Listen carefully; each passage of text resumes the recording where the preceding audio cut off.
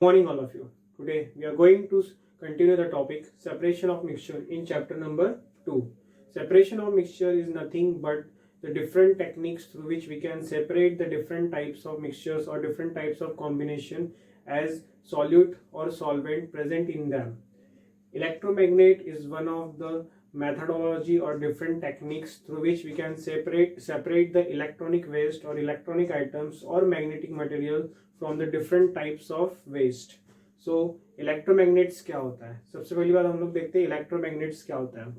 जब भी हम लोग किसी भी मेटल से इलेक्ट्रिसिटी पास करते हैं तो it behave like a magnets. मतलब जब भी अपन लोग कोई भी मेटल से अपन लोग इलेक्ट्रिसिटी पास करते हैं, इलेक्ट्रिसिटी उससे पास होके जाए तो डैट इज कॉल्ड इलेक्ट्रोमैग्नेट. और वो जो मेटल होता है वो मेटल एक तरीके से इलेक्ट्रोमैग्नेट की तरह बिहेव करता है.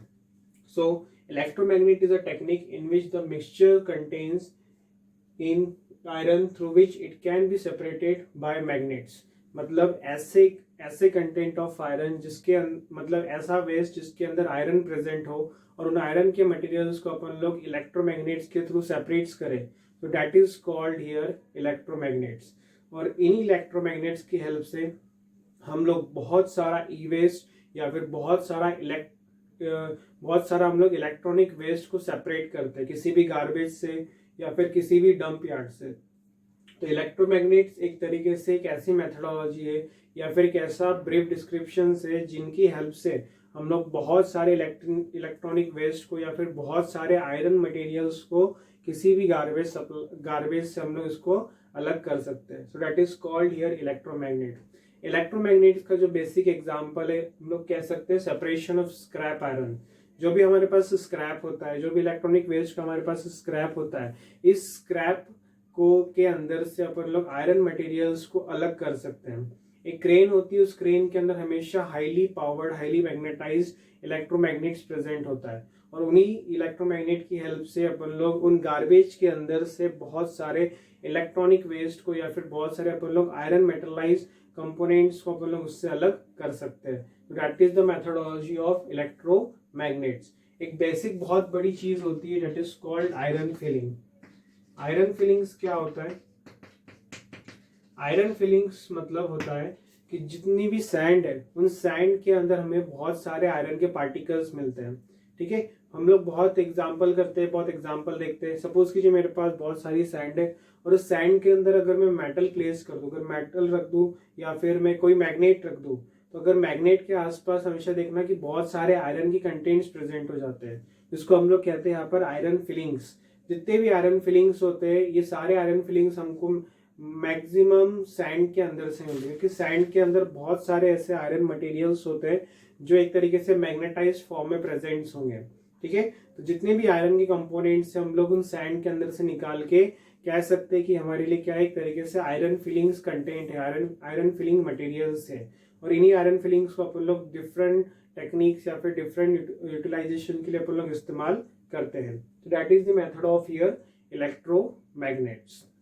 नेक्स्ट मेथड है हमारे पास क्रिस्टलाइजेशन. किसी भी मिक्सचर्स को सेपरेट करने के लिए अपन लोग यहाँ पर क्रिस्टलाइजेशन का भी इस्तेमाल करते हैं. क्रिस्टलाइजेशन क्या होता है? The process of cooling a hot concentrated solutions of a substance to obtain the crystals. मतलब मेरे पास अगर कोई भी कैसा सॉल्यूशन है जिसको मैं बर्न करने पे और बर्न करने के बाद जब मैं इसको कूल डाउन करूंगा तो कूल डाउन करने पर जो क्रिस्टल्स का फॉर्मेशन होगा या फिर जो सॉलिड सब्सटेंस का फॉर्मेशन होगा that is called here the technique known as crystallization. ठीक है, जैसे फॉर एग्जांपल हमारे पास कॉपर सल्फेट सॉल्यूशन है. अगर मैं किसी भी कॉपर सल्फेट सॉल्यूशंस को बर्न करता हूँ, ठीक है, किसी भी बर्निंग सब्सटेंस के ऊपर अगर मैं उसको रख देता हूँ और बर्न होना स्टार्ट हो जाए तो उसके अंदर जितने भी लिक्विड पार्टिकल्स है वो लिक्विड पार्टिकल्स ऑटोमेटिकली इवेपोरेट होना स्टार्ट हो जाएंगे. ठीक है, सपोज कीजिए मेरे पास ये डिश है. इस डिश के अंदर मैंने कॉपर सल्फेट सॉल्यूशन रखा. ठीक है, इस डिश के अंदर हम लोगों ने यहाँ पर कॉपर सल्फेट सॉल्यूशन रखा. इसको मैं कंटिन्यूअसली बर्न करना स्टार्ट किया. ठीक है, इसको मैंने कंटिन्यूअसली बर्न किया. बर्न करने के बाद इसके अंदर के जितने भी लिक्विड मटेरियल्स है वो इवेपोरेट होना स्टार्ट हो जाएंगे. इवेपोरेट होने के बाद जो भी इसके अंदर सॉलिड मटेरियल्स होंगे वो प्रेसिपिटेट होके यहाँ पे वॉल ऑफ द कंटेनर पर सिचुएटेड हो जाएंगे, ठीक है, मतलब जितनी भी वॉल ऑफ कंटेनर होंगी उस वॉल ऑफ कंटेनर पे स्टिक हो जाएंगे। तो जो भी प्रेसिपिटेट फॉर्म होगा या फिर जो भी इनसॉल्युबल सब्सटेंस होगा, it behaves like a crystal. जितने भी यहाँ पर इनसॉल्युबल सब्सटेंस होंगे वो सारे इनसॉल्युबल सब्सटेंस यहाँ पर एक तरीके से क्रिस्टल्स की तरह बिहेव करेंगे। तो that is the process here is known as crystallization. ऐसे बहुत सारे मटेरियल के साथ होता है, और जितने भी इनसॉल्युबल सब्सटेंस होंगे या फिर कोई भी सॉलिड स्ट्रक्चर अगर यहाँ पर फॉर्म्ड हो जाता है तो that is known as here crystallisation. The process here is known as crystallisation. तो copper sulphate solution is the best example through which we can separate, या फिर कह सकते हैं अपन लोग कि कॉपर सल्फेट सॉल्यूशन से अपन लोग वाटर के कंटेंट्स और कॉपर सल्फेट मतलब जो भी हमारे पास सॉल्यूशन है या फिर जो प्रोडक्ट्स है उनको अपन लोग यहाँ पर मतलब सेपरेट कर सकते हैं, ठीक है। That is the best example. हम लोग सैंड और सल्फर पाउडर को भी सेपरेट कर सकते हैं इसी के माध्यम के थ्रू, ठीक है, मतलब क्रिस्टलाइजेशन के थ्रू। तो that is the another example of crystallization. Diamond is also the crystals form through which we get the jewellery items, ठीक है। तो डायमंड भी इसी तरीके से क्रिस्टलाइजेशन प्रोसेस से बना है, जिनके वजह से अपन लोग बहुत सारे डिफरेंट पर्पस के लिए उसको इस्तेमाल करते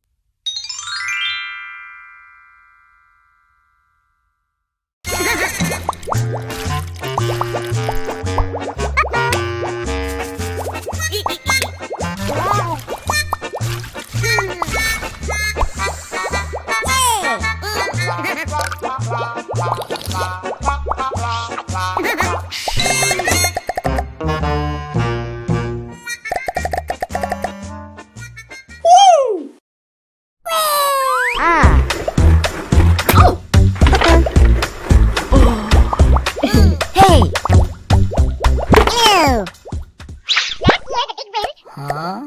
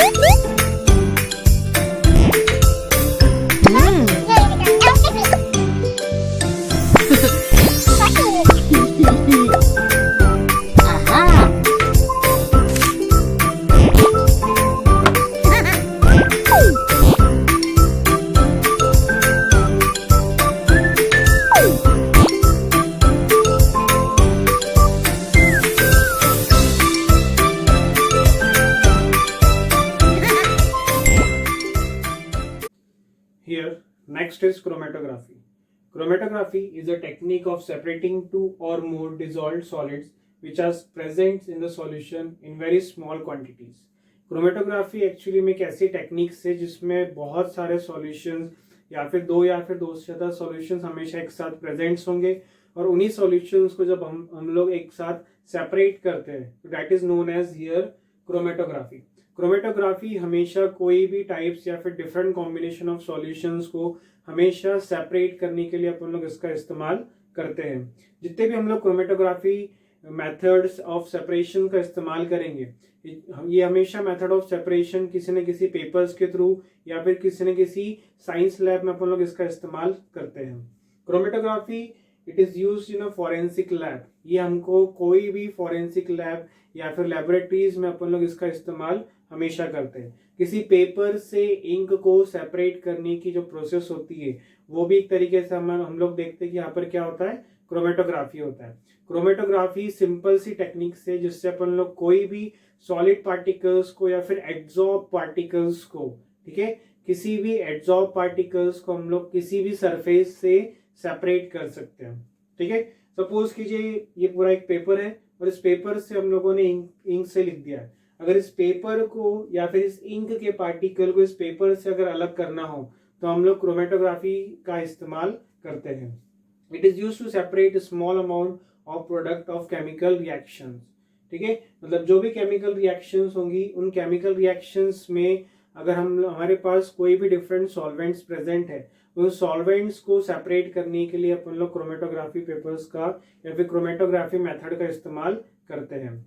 साइंस लैब में अपन लोग या फिर फॉरेंसिक लैब में हम लोग किस तरीके से इस मेथड का इस्तेमाल करेंगे, कोई भी पॉइजनस सब्सटेंस या फिर किसी भी तरह का जो भी दाग धब्बा कुछ भी होता है या फिर कोई भी इंक के पार्टिकल्स प्रेजेंट होते हैं कोई भी किसी भी सीन क्राइम सीन या फिर किसी भी सीन्स पे, तो फॉरेंसिक लैब में या फिर किसी भी लैब में साइंस लैब में हम लोग क्रोमेटोग्राफी से पता कर सकते हैं या फिर डिटरमाइन कर सकते हैं कि किस टाइप का मटेरियल या फिर किस टाइप का सॉल्वेंट इनके अंदर प्रेजेंट है. ठीक है, स्टमक के अंदर हम लोग पॉइजन्स का भी पता कर सकते हैं कि फॉरेंसिक लैब में या फिर जब भी कोई पोस्टमार्टम रिपोर्ट आती है तो उसके कंटेंट के अंदर भी अपन लोग फॉरेंसिक लैब के अंदर अपन लोग कोई भी पॉइजनस सब्सटेंस को डिटेक्ट कर सकते हैं by the process of chromatography. Chromatography के लिए हमेशा हम लोग कोई भी डिजॉल्व सॉल्वेंट का इस्तेमाल करते हैं. मतलब एक ऐसे डिजॉल्व सॉल्वेंट जिसके अंदर कुछ पार्टिकल्स प्रेजेंट हो, ठीक है, जिस तरीके से उसको अपन लोग सेपरेट कर सकते हैं. कोई भी सॉलिड पार्टिकल्स का लिक्विड के अंदर या फिर लिक्विड के अंदर के जो पार्टिकल्स होंगे उनको हम लोग सेपरेट करने के लिए यहाँ पर क्रोमेटोग्राफी पेपर का इस्तेमाल हम लोग कर सकते हैं. बेसिकली देखा जाता तो क्रोमेटोग्राफी लैब में हम लोग परफॉर्म करते हैं. क्रोमेटोग्राफी पेपर भी आता है जिससे अपन लोग कोई भी सब्सटेंस के या फिर कोई भी पार्टिकल्स के अंदर के कलर्स को हम लोग सेपरेट कर सकते हैं. बेसिकली देखा जाता तो हम लोग सिंपल एक कंटेनर लेते हैं. ठीक है, एक कंटेनर लिया, कोई भी सिंपल सा एग्जांपल करते हैं अपन लोग, कोई भी सिंपल सा एक्सपेरिमेंट करते हैं. जैसे कि हम लोगों ने यहाँ पर एक कंटेनर लिया, इस कंटेनर के अंदर हम लोगों ने सॉल्यूशन रखा. ठीक है, एक क्रोमेटोग्राफी पेपर होता है, उस क्रोमेटोग्राफी पेपर की तरीके से हम लोगों ने यहाँ पर स्ट्रिप को कट कर दिया. 2 या फिर 3 सेंटीमीटर से हम लोगों ने पेंसिल से उसको मार्क कर लिया. ठीक है, 2 या फिर 3 सेंटीमीटर्स की गैप से हम लोगों ने उससे पेंसिल पर मार्क कर दिया और यहाँ पर हम लोगों ने एक इंक से यहाँ पर डॉट क्रिएट कर दिया. कोई भी इंक का डॉट, रेड, ब्लू, ग्रीन, कोई भी टाइप का इंक का जो डॉट होगा हम लोग वहां पे उसको स्पॉट कर देंगे. फिर इसी क्रोमेटोग्राफी पेपर को हम लोग इसके अंदर यहाँ पर डिप कर देंगे. इस क्रोमेटोग्राफी पेपर को हम लोगों को पूरा डिप नहीं करना है. अगर ये 2 सेंटीमीटर इन लेंथ है तो इसका मतलब हमको यहाँ पर 1 सेंटीमीटर ऑफ स्ट्रिप को यहाँ पर हमको इसको क्या करना पड़ेगा, डिप करना पड़ेगा. ठीक है, ये 1 सेंटीमीटर हो गया, मतलब सेकेंड 2 सेंटीमीटर पर यहाँ पर इंक का स्पॉट प्रेजेंट है. ठीक है, मतलब 1 सेंटीमीटर तक हम लोग इसको यहाँ पर डिप करेंगे किसी भी क्रोमेटोग्राफी स्ट्रिप्स को, ठीक है।